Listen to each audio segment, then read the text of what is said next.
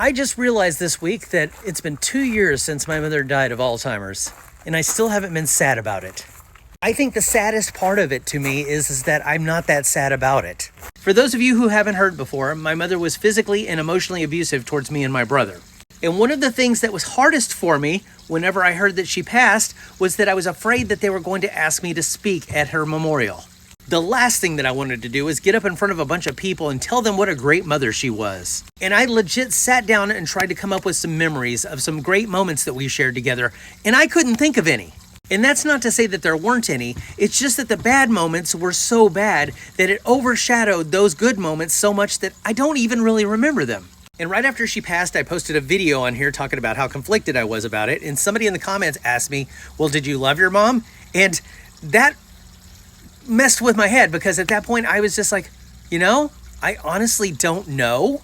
And that feels like a weird thought to have about one of your parents, right? Because when her brain started to go, that began some of the most peaceful years of my life. And I hate to say that, but I mean, it's absolutely true. I no longer had to listen to constant criticisms about my life and how I'm breaking her heart because I'm an atheist. Like I'm gonna just make myself believe in something I'm not convinced of. I no longer had to listen to what she considered every failure I went through, or whenever I'd say something she didn't like and she would pinch the back of my arm or claw the back of my neck. Yeah, she even did that when I was an adult. And this is one of the reasons why I'm glad I'm an atheist, because if I really truly believed there was a heaven and I got to spend it with all my relatives whenever I died, I sure as hell wouldn't want to spend it with her. And there were a lot of periods in our life that I either went completely no contact or very light contact with her because I still wanted to have some sort of relationship with the rest of the family. Holidays and shit, where I would usually start drinking the second I walked through the door. Anyway, what my point is that not only did I have to grow up with an abusive mom, but now I have to feel like an asshole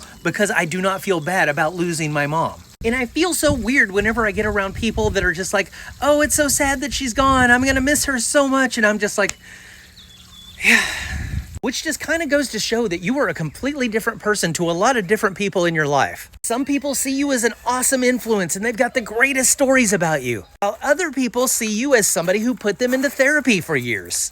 Oh, she was so pissed when I told her I was in therapy. Because when I was a kid, we went to this family therapist, and after a long session, he wanted to meet with my mom privately. When she came out of there, she looked visibly upset, and on the way home, she decided that we did not need to go see a therapist anymore. It wasn't until much later in life that my dad told me that the reason why she was so upset is because that therapist said that she needed private counseling. Ever since that point, she had a bad taste in her mouth when it came to anything related to therapy. But if I didn't have that therapy, I probably would not be here today. Anybody else go through this? You had an abusive parent and then they died and then everybody acted like that they were a good person and now you feel like you're being gaslit?